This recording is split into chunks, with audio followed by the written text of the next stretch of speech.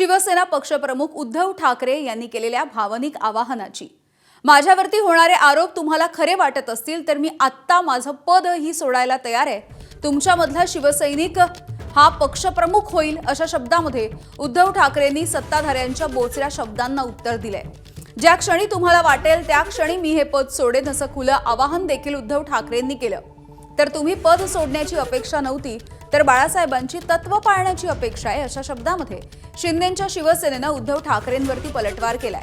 दरम्यान बंडखोर खासदारांवरती उद्धव ठाकरेंनी जोरदार हल्लाबोल केला।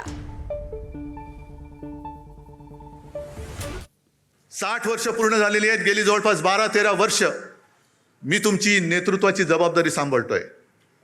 पण जे आरोप माझ्यावरती होत आहेत ते जर तुम्हाला खरं वाटत असतील तर तुम्ही मला सांगायचं, मी आत्ता या पदावरनं पाय उतारवायला तयार आहे।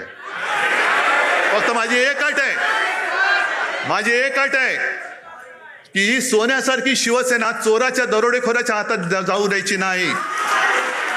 तुमच्यापैकी एक शिवसैनिक येऊ द्या, तो शिवसेना पक्षप्रमुख बनेल, मला त्याचं सुद्धा कौतुक वाटेल। मला नेतृत्वाची सोच नाही, मला नेतृत्वाची हाव नाहीये। मी आत्ता हे पद सोडायला तयार आहे।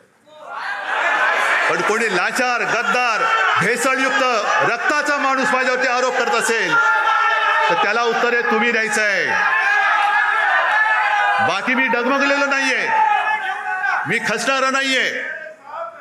अनेक संकट आली, अनेक वादळ आली, मी पळणारा नाहीये। मी पहाडासारखा उभा राहीन, जबाबदारी स्वीकारेन।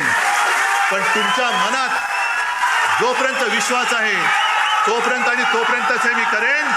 आणि ज्या क्षणी तुम्हाला वाटेल त्या क्षणी मी हे पद सोडल्याशिवाय राहणार नाही। एबीपी माझा, उघडा डोळे बघा नीट।